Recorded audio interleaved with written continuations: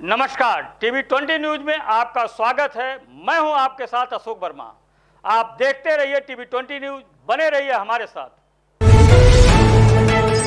क्या है पूरा मामला, किस तरीके से गिरफ्तारी की गई? थाना मेहनगर पर 10 फरवरी को शादीशुदा बालिका के घर से चले जाने की सूचना प्राप्त हुई थी। सूचना पर थाने पर गुमशुदगी दर्ज की गई। तत्पश्चात 17 तारीख को वादी मुकदमा की तहरीर पर एफआईआर नंबर 55/24, धारा 363, 66, 76, 419, 120 बी, 3/4 पॉक्सो एक्ट और 3/5(1) उत्तर प्रदेश विधि विरुद्ध धर्म संपरिवर्तन प्रतिषेध अधिनियम 2021 के अंतर्गत 3 लोगों के विरुद्ध एफआईआर पंजीकृत की गई है। ये 3 लोग इरफान पुत्र बाबू खां, अलाउद्दीन पुत्र लियाकत और मुमताज पुत्र बाबू खां जनपद नागौर राजस्थान के रहने वाले हैं। पूछताछ में ये बात प्रकाश में आई है, इनके द्वारा अपना नाम बदलकर, अपने नाम को छिपाकर, धर्म की आइडेंटिटी को छिपाकर महिला को अपने झांसे में लिया गया और इनसे फ़ोन पे वार्ता की गई। लगातार संपर्क में रहते हुए इनको राजस्थान बुलाया गया। ये जो पीड़िता हैं, इनकी एज भी ये नाबालिग पाई गई। जब इनके अभिलेखों का अवलोकन किया गया तो वो एज में नाबालिग पाई गई, इसलिए पॉक्सो एक्ट में भी एफआईआर पंजीकृत की गई है। तीनों अभियुक्तों को गिरफ्तार कर लिया गया है। आगे की विवेचनात्मक कार्रवाई थाना मेहनगर की टीम के द्वारा की जाएगी। सर, कहीं ना कहीं ये तो नाबालिग थी भाई, नाबालिग का शादी कैसे हो गया? ये विवेचना में आएगा। अभी जो अभिलेखों के हिसाब से, क्योंकि जो विधि का प्रावधान है उसमें अभिलेखों के हिसाब से सबसे पहले एज का निर्धारण किया जाता है। तो अभिलेख जो देखे गए हैं उसमें उनकी एज वो नाबालिग पाई गई है और उसी के आधार पे पॉक्सो एक्ट का एफआईआर पंजीकृत किया गया है। बाकी विवेचना में जो चीजें आएंगी, ये घर वाले भी बताएंगे इस बात को कि इनकी शादी कब हुई थी और कब इनके द्वारा की गई थी।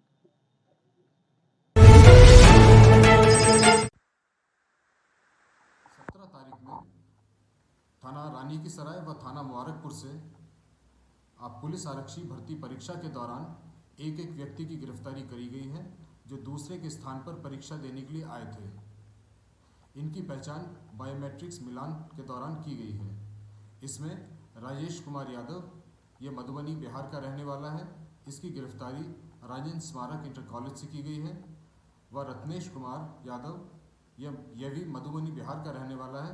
इसकी गिरफ्तारी साकेत पब्लिक स्कूल से की गई है। इनके पास से फर्जी आधार कार्ड भी बरामद हुए हैं। इनके विरुद्ध मुकदमा धारा अंतर्गत 419, 420, 467, 468, 471 व परीक्षा अधिनियम के अंतर्गत दायर किया गया है। वह शीघ्र ही इन्हें रिमांड हेतु न्यायालय प्रस्तुत किया जाएगा व इनसे जुड़े अन्य साथियों की गिरफ्तारी की जाएगी व जिनके स्थान पर ये परीक्षा देने के लिए आए थे उनकी गिरफ्तारी भी सुनिश्चित की जाएगी।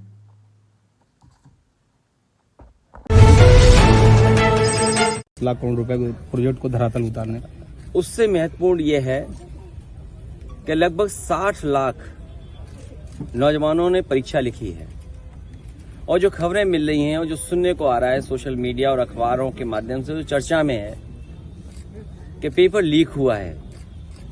मान लीजिए उसमें 1 लाख बच्चे 100% नंबर पा गए या 10 लाख बच्चे बहुत अच्छे नंबर पा गए, तो क्या सरकार उन सबको नौकरी देगी? और 50 लाख कोई छोटा संख्या नहीं है, उनसे 5 परिवार के सदस्य जुड़े हैं। तो जो लोग कह रहे हैं कि उनकी सरकार में ये सुरक्षित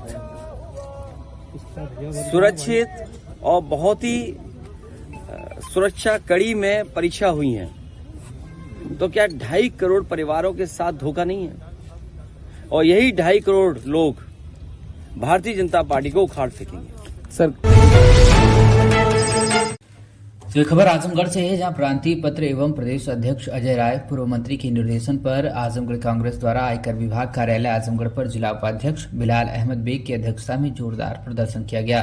पूर्व कार्यकारी अध्यक्ष रमेश राजभर ने बताया है कि वर्तमान राजनीतिक परिदृश्य में सत्ता के नशे में चूर मोदी सरकार द्वारा बिना किसी वैध कारण भारतीय राष्ट्रीय कांग्रेस और भारतीय युवा कांग्रेस के बैंक खातों को फ्रीज करके असंवैधानिक और क्रूर कदम उठाया है। यह कदम महत्वपूर्ण लोकसभा आम चुनाव से ठीक पहले ही उठाया गया है, जिसमें लोकतांत्रिक प्रक्रियाओं की अखंडता पर गंभीर सवाल खड़े हो गए हैं। सरकारी मशीनरी की मनमानी ढंग से उपयोग कर प्रमुख विपक्षी दल के कामकाज में बाधा डालना सत्ता के नशे में मदमस्त इस सरकार की प्रतिशोध की भावना को प्रदर्शित करता है। ये सरकार की हरकतें न केवल हमें सम्मान अवसर देने से वंचित करती हैं, बल्कि उसका यह कृत्य उन लोकतांत्रिक मूल्यों पर भी कुठाराघात है जिन पर हमारा महान राष्ट्र खड़ा है। यह जान लें कि इस अन्यायपूर्ण निर्णय के सामने हम आत्मसमर्पण नहीं करेंगे, बल्कि इसका मुकाबला हम डटकर मजबूती, दृढ़ संकल्पता और अटूट भावना के साथ इसका मुकाबला कांग्रेस पार्टी करेगी। इस सरकार को चेताते हुए कांग्रेस पार्टी धन की ताकत पर नहीं, जन की ताकत पर विश्वास करती है। हम डरने वाले नहीं हैं। प्रदर्शन कार्यक्रम में मन्नू यादव, मन्नू मौर्य, तेज बहादुर यादव, श्यामदेव यादव, पुनवासी प्रजापति, अमर बहादुर यादव, जगदम्बिका चतुर्वेदी, हरिओम उपाध्याय, ओम प्रकाश स्वरूप, चंद्रपाल यादव, संतोष राव, मंत्र मनराज, शंभू शास्त्री, महिला जिलाध्यक्ष शीला भारती, किरण कुमारी, कावेरी दुबे, लक्ष्मीना यादव, मंजू देवी, पुष्पा देवी आदि लोग उपस्थित रहे। तो एक खबर आजमगढ़ से है, जहां सगड़ी तहसील के जीएनपुर नगर पंचायत की सब्जी मंडी में रुद्रा टाइल्स के बगल में पूर्वांचल समृद्धि निधि लिमिटेड शाखा का शुभारंभ भाजपा नेता राधेश्याम सिंह गुड्डू ने फीता काटकर किया। इस मौके पर उन्होंने कहा कि यह बैंक पूर्वांचल स्तर पर बहुत ही बेहतर कार्य कर रहा है। आज जीएनपुर नगर पंचायत में इसकी शाखा खुल जाने के बाद लोगों को काफी सुविधा मिलेगी। उन्होंने आम जनमानस से अपील की कि इस बैंक से जुड़ें और इसी योजनाओं का लाभ उठाएं। चेयरमैन विकास राय ने जानकारी देते हुए बताया कि यहां सेविंग खाता, daily deposit, monthly deposit, pension plan, fixed deposit, loan, QR payment, ATM card सहित तमाम योजनाएं संचालित हैं, जिसका लाभ आम जनमानस उठा सकता है। वहीं ब्रांच मैनेजर हिमांशु पांडे ने बताया कि हमारा प्रयास रहेगा कि हम अपने कस्टमर को बेहतर सुविधा दे सकें। उनके लाभ के लिए हमारी ब्रांच में कई तरह के फिक्स प्लान चलाए जाए, जिनका लाभ लोग उठा सकते हैं। डेली डिपॉजिट से लेकर मंथली और सलीना तक सभी प्लान संचालित हैं। उन्होंने आम जन से अपील किया है कि एक बार हमारी शाखा में आकर इसका लाभ जरूर लें। इस दौरान मौके पर चेयरमैन विकास राय, सीईओ अरविंद राय, संरक्षक पुनीत कुमार पाठक, मैनेजिंग डायरेक्टर अमित राय, सौरभ राय, प्रवेश सिंह, जितेंद्र पांडे, आलोक पांडे, दिलीप पांडे आदि सहित सैकड़ों लोग मौजूद रहे। मीडिया से बातचीत करते हुए क्या कुछ कहा ब्रांच मैनेजर हिमांशु पांडे और चेयरमैन विकास राय ने, आप सुनिए।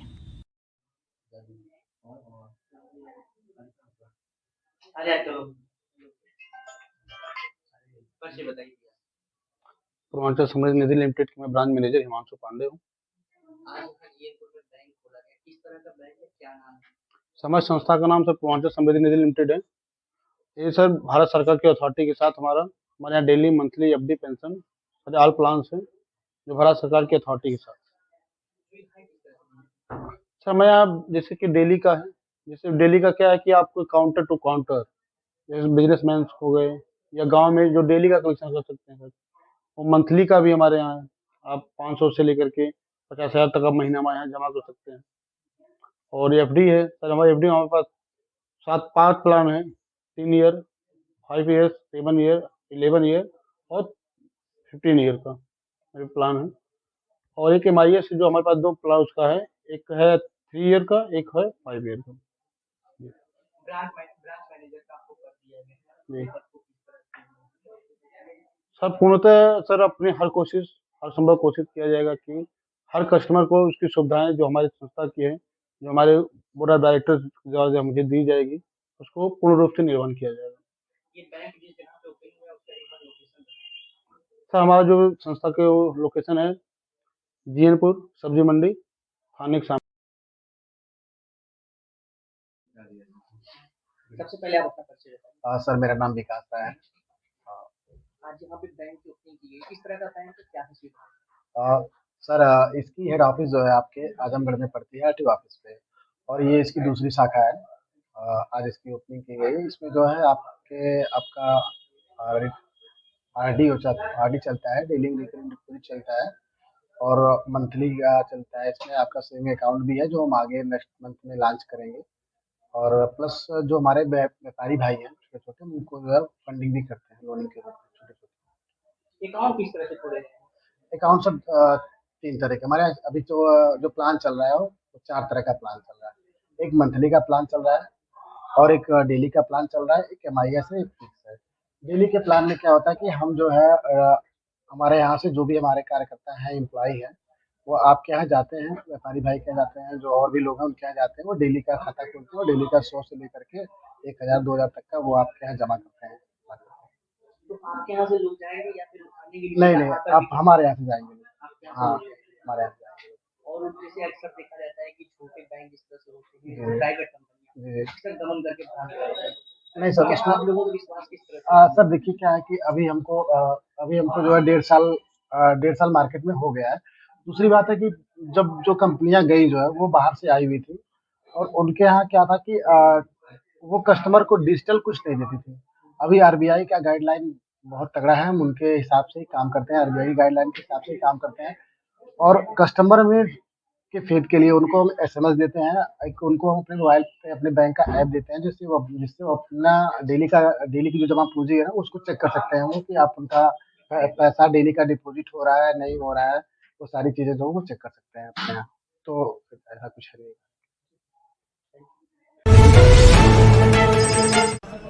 गीता। अच्छा, कहाँ पे तैनात हैं आप? थाना कोतवाली। अच्छा, आप बच्चे के साथ ड्यूटी कर रही हैं, तो ये पहली बार कर रही हैं क्या? नहीं, मैं पहले भी कर चुकी हूँ। तो ये बच्चे के साथ ड्यूटी किस वजह से करनी पड़ी? कोई घर पे था नहीं? कोई घर पे था नहीं, सिस्टर का एग्जाम था, वो सिस्टर एग्जाम देने के लिए गई है। कितने बजे आ गई थी? मैं आई थी 7:30 बजे। तो बच्चा भी साथ में था? जी। लगभग कब तक ड्यूटी है? 5 बजे खत्म होगा, तो जब ये ट्रैफिक खुल जाएगा तब तक, ट्रैफिक के होने के बाद। किस जगह ड्यूटी लगी आपको? SS college. कांस्टेबल का पेपर है उसमें? जी।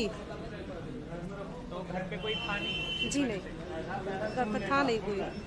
तो दोनों पर्दा आप निभा रही हैं, किस तरीके से आप देख रही हैं तो किस तरीके से ड्यूटी में कोई दिक्कत तो नहीं है? नहीं, कोई दिक्कत नहीं। यहाँ पे पेपर लीक वाला कोई लड़का है? आ जाओ। नाम क्या है तुम्हारा? अंकित। पूरा नाम क्या है? आ जाओ ऊपर। नमस्कार, कैसे हो? अच्छे सर, अच्छे। आप कितने समय से कौन से पेपर की तैयारी की आपने? सर, मैं यूपीपी की तैयारी कर रहा हूँ, 3 साल से इलाहाबाद में हूँ। अच्छा। 3 साल से तैयारी कर रहा हूँ सर। और आपका पेपर लीक हुआ? जी सर, कल मेरा सेकंड शिफ्ट में पेपर था सर। पूरे कॉलेज के हर बच्चों के मोबाइल में पेपर पहले से अलाउ है सर। सारे बच्चे बैठ के पेपर रट रहे हैं, सब के सब। और इसी तरह मेरे बड़े भाई 7 साल से इलाहाबाद में संघर्ष कर रहे हैं, आरओ का पेपर देने गए सर। कमीशन बोल रहा है नहीं है, लेकिन सबके मोबाइल में वो पेपर था सर, सबके मोबाइल में पेपर था। तो नुकसान तो आपका हो रहा है? जी सर। और नुकसान इन सब युवाओं का हो रहा है? मेरे सभी भाइयों का हो रहा है नुकसान। फायदा किसका हो रहा है? फायदा सर सरकार का हो रहा है सर। 50-60 हजार भर्ती निकाली है, 150 रुपए के हिसाब से लाखों करोड़ों रुपए वसूल के रख ली, और परीक्षा सर होम डिस्ट्रिक्ट में करके नकल का पूरा भरमार लगा दिया सर। सबने अपने अपने जिले में अपने अपने कॉलेज में सेटिंग किया है, और सब उसी सेटिंग में अपने जो है सर नकल करा रहे हैं और नकल कर रहे हैं। आपने पढ़ाई में कितना समय दिया और कितना पैसा लगाया? सर, मेरा अब तक पढ़ाई में मेरे माता पिता से लाखों रुपए खर्चे हो गए सर। मैं इलाहाबाद में आकर 20,000 रुपए की 2 बार कोचिंग कर चुका हूं सर। कई बार सर मेरिट 130 क्वेश्चन में 110 करके आने पर भी नकल के भरोसे मेरी इतनी हाई चली जाती है सर, हम लोग का जॉब नहीं हो पाता है सर। अब बताइए, 130 में 110 क्वेश्चन करके आए, फिर भी हम लोग का नहीं हो पा रहा है। आप कौन से वर्ग के हो? हम सर ओबीसी जाते हैं। आप ओबीसी के हो? जी सर। अच्छा, अब अच्छी तरह सुनो। देश में अब अच्छी तरह सुनो, देश में ओबीसी वर्ग कितना है? देश में सर ओबीसी वर्ग लगभग सर 70-60% है। दलित वर्ग कितना है? दलित वर्ग भी सर 60% है लगभग। 60%? जी सर। नहीं, ओबीसी वर्ग 50% है, दलित वर्ग 15% है, आदिवासी वर्ग 8% है। कितना हुआ सर? पूरा हो गया 73% सर। 73% दलित आदिवासी पिछड़े। ठीक है, अब मजे की बात सुनो। पाल जी, सच्चाई ये है कि आप पिछड़े वर्ग के हो, और इस देश में आप जैसे युवाओं का कोई भविष्य नहीं है। ये सच्चाई है। मैं तो खबर आजमगढ़ से है, जहां उद्योग व्यापार को बढ़ावा देने को लेकर सोमवार को हरियौद कला केंद्र में ग्राउंड ब्रेकिंग सेरेमनी का आयोजन किया गया। आपको बता दें तो इस दौरान मुख्य अतिथि के तौर पर प्रदेश के अल्पसंख्यक कल्याण मंत्री दानिश आजाद अंसारी मौजूद रहे। वहीं आजमगढ़ के सांसद दिनेश लाल यादव निरहुआ भी इस मौके पर मौजूद रहे। मुख्य अतिथि दानिश आजाद अंसारी ने कहा कि पिछले वर्ष जिस प्रकार से ग्लोबल इन्वेस्टर समिट का आयोजन उत्तर प्रदेश में किया गया था और 37 लाख करोड़ से ज्यादा का इन्वेस्टमेंट यूपी में लाने की बात कही गई थी, उसी के क्रम में आज ग्राउंड ब्रेकिंग सेरेमनी का आयोजन किया गया है। पूरे प्रदेश में 10 लाख करोड़ का ग्राउंड ब्रेकिंग आज किया गया है। वहीं आजमगढ़ में भी 850 करोड़ का ग्राउंड ब्रेकिंग किया गया। उन्होंने कहा कि प्रधानमंत्री मोदी के विकास के विजन पर योगी जी प्रदेश को ले जा रहे हैं। आज उत्तर प्रदेश उद्योग का प्रदेश बन गया है, विकास का प्रदेश बन गया है। वहीं उन्होंने कहा कि पिछली जो सपा व बसपा की सरकार थी वह लोग इन्वेस्टमेंट के प्रति उदासीन थे, जिसके चलते यहाँ काफी बेरोजगार लोग हो गए थे। अब ग्लोबल इन्वेस्टमेंट से उत्तर प्रदेश में 35 लाख लोगों को रोजगार मिला है। सुनते हैं कि अल्पसंख्यक कल्याण मंत्री ने और क्या कुछ जानकारी दी। चलो देखिए, आज हमारे उत्तर प्रदेश में जो ग्लोबल इन्वेस्टर समिट पिछले साल हुआ था, उसकी ग्राउंड ब्रेकिंग सेरेमनी के अवसर पर जनपद आजमगढ़ में हम मौजूद हैं। हमारे साथ आजमगढ़ के लोकप्रिय सांसद दिनेश लाल यादव निरहुआ जी भी मौजूद थे। और आजमगढ़ में आज जो 10 लाख करोड़ से अधिक का जो उत्तर प्रदेश में ग्राउंड ब्रेकिंग सेरेमनी हुई है, उसमें हमारा आजमगढ़ भी उसमें बढ़ चढ़ के हिस्सा उसने लिया और 850 करोड़ से अधिक की ग्राउंड ब्रेकिंग सेरेमनी आजमगढ़ में भी हुई। यह अपने आप में दर्शाता है कि प्रधानमंत्री मोदी जी के लीडरशिप में हमने जनता से उनके विकास के लिए जो वादा किया, हमारे मुख्यमंत्री योगी आदित्यनाथ जी पूरी ईमानदारी से प्रधानमंत्री मोदी जी के विजन को धरातल पर उतार रहे हैं। 37 लाख करोड़ का जो हमारा ग्लोबल इन्वेस्टर समिट हुआ था, 37 लाख करोड़ का जिसमें इन्वेस्टमेंट आया था, एक साल के भीतर उसके 10 लाख करोड़ का हमने जो ग्राउंड ब्रेकिंग किया, ये दर्शाता है कि आज उत्तर प्रदेश ये उद्योग का प्रदेश बन गया है, ये विश्वास का प्रदेश बन गया है, ये तरक्की का प्रदेश बन गया है। और निश्चित तौर पे देश से ही नहीं, दुनिया भर के इन्वेस्टर्स आज उत्तर प्रदेश को सबसे इम्पोर्टेंट प्रदेश मानते हुए यहाँ इन्वेस्टमेंट करने की इच्छा जता रहे हैं, इन्वेस्टमेंट कर रहे हैं। और निश्चित तौर पे इस इन्वेस्टमेंट से उत्तर प्रदेश के विकास को एक नई गति मिलेगी, एक नई दिशा मिलेगी। खासतौर पर नौजवानों को, 35 लाख से अधिक नौजवानों को इससे रोजगार के अवसर उपलब्ध होंगे। और नौजवानों के हौसलों को बुलंद करने वाली हमारी मोदी और योगी सरकार ईमानदारी और तत्परता से धरातल पर काम कर रही है।